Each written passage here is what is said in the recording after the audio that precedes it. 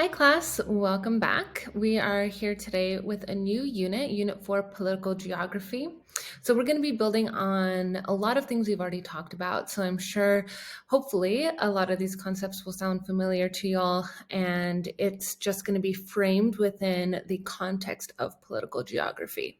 So let's get started. The first objective, 4.1, how is space politically organized? So, and then here, as always, we have all the topics that are going to be covered within this unit. So, the College Board objective and essential learning. So these are the things you need to know for the AP exam and that we're going to review today here. So part A, define the different types of political entities and also identify a contemporary example of political entities. So knowing some just modern examples, which we will discuss in lecture, in class, and then hopefully just being aware of the world around you will also provide a lot of examples. So moving over to the essential learning bits, we have independent states are primary building blocks of the world political map. So if we think about formal regions, right, this idea of a state or of a country, that's what we see on the political map of the world. Also, types of political entities include nations, nation states, stateless nations, multinational states, multi-state nations, and autonomous and semi-autonomous regions, such as Native American, American Indian reservations. So I know that sounds like a lot. Think of those as vocabulary terms. We're going to go over each of those just now. You'll have a few examples. Those of you that are in my other AP course, Comparative Government and Politics, all of that should sound very familiar to you. And actually, these, when you really kind of piece them out word for word, they're pretty self-explanatory. So let's take a look. So first, in terms of types of political entities, independent states are the primary building blocks of the world political map. So a state, think of a state as a country. So they have these right here, these characteristics. So first, there's a defined territory with borders. So they have some sort of land, some sort of territory, also a permanent population of which they are being governed by some form of government. And that could take any form, any type of government, doesn't matter. Also, states have something called sovereignty, which is the right to self-govern, the right to control them, to control their population, create laws for their population, to defend their territory militarily, and just determine in general what happens within their borders. And then also there's recognition from other states. So that's also an important part, that other countries, other states, acknowledge that they are also an independent country or an independent state. So, and then here we have the world political map. So notice this is, these are formal borders. These are political borders that dictate each state. So continuing on, nation is a little bit different. Think of nation, going back. Think of nation as a cultural element. What's going on? Okay, I wanted to move myself out of the way there. So nation, think of it as a cultural element. So these are groups of people with a common identity. This happens through shared culture, things like language, religion, ethnicity, heritage, history, things like that. So these people self-identify as a nation, as a group, and have that cultural bond based on one or multiple of these different traits. So the example that we see here, and move myself out of the way again, the Maasai in East Africa. So this nation, this people group lives between Kenya and Tanzania here, and they are semi-nomadic. They have their own ethnicity, their own traditional culture, their own language, and they identify together as a group. So this is based on culture.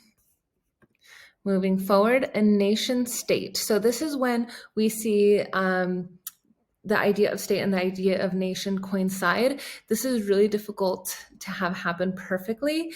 In fact, there are no true examples of a pure nation state.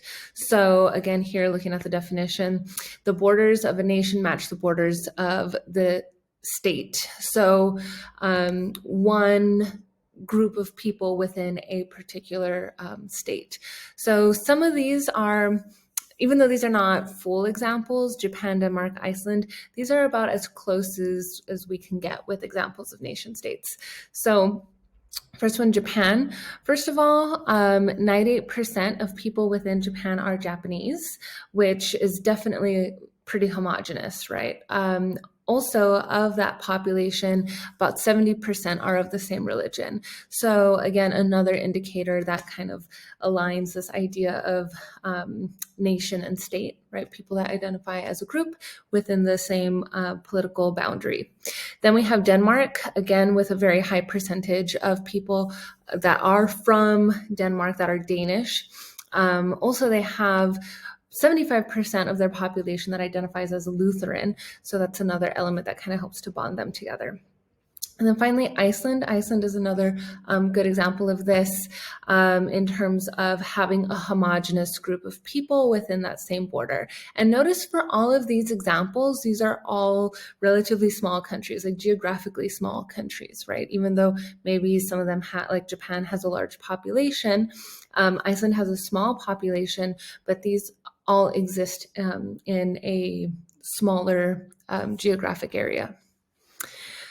Next, we have stateless nation. So it is exactly how it sounds, right? A nation that has no state. So these are groups of people that don't have their own country. Some of the most common examples we see are the Kurds. These exist within Southwest Asia, and you can see this here on the map. The countries that they live within. So we see Turkey, Syria, Iraq, and Iran, and we even have like the number, however many millions of Kurds within each one. So they do not have their own territory, they do not have their own government. A couple of other examples, the Basque in Spain, and then also Palestinians in Israel. Both of those are also considered stateless nations. Multi-state nation, again, break down the word. So these consists of a nation of people that live in more than one state. So living across state boundaries, living in more than one country. Here we have a couple of examples. So ethnic Russians living in former Soviet Union territories, Estonia, Latvia, Ukraine. This is also a timely example, right? So when this whole area was part of the Soviet Union, ethnically, these people were Russian. Even though now we have political borders separating these areas, the people within them might still identify as ethnically Russian. In terms of language and native language here on this map, we can see that in terms of speaking Russian, it's definitely includes places that are outside of Russia. And then even this little political cartoon here back in, 2014 when Putin annexed Crimea, and then of course everything that's happening now within Ukraine, a lot of that is being claimed as part of Russia because of some of these people still having ties to being ethnically Russian or even speaking the Russian language. All right, multinational state. So again, break down that term, break down the word. Multinational, more than one nation in a single state. So these are countries that have various ethnicities, cultures within their borders. We see this almost everywhere, right? The US, Russia, and former Yugoslavia, Iraq, these are just some of the many, many examples of multinational states. So here in this image here, we have a map of Afghanistan that identifies the different ethnic groups. So we have Pashtuns, Tajiks, Hazaras, Uzbekis, and so on, right? So within that one state, within that country, we have multiple different ethnicities or groups that identify together. Same thing in Nigeria, same thing in many, many other countries. Now we have autonomous and semi-autonomous regions. So these are located within a state, and these areas are given authority to govern independently from national government. A couple of unique examples here. We have China, areas like Hong Kong, Tibet, Taiwan. These are areas that China does still claim as part of their territory. However, they are semi-autonomous or autonomous, at least to a certain point or a certain date. These are places that can make their own laws, that have some flexibility. Hong Kong has their own currency, but sometimes there might still be tension between the countries and their autonomous or semi-autonomous regions. Then we have over here a U.S. state of Oklahoma.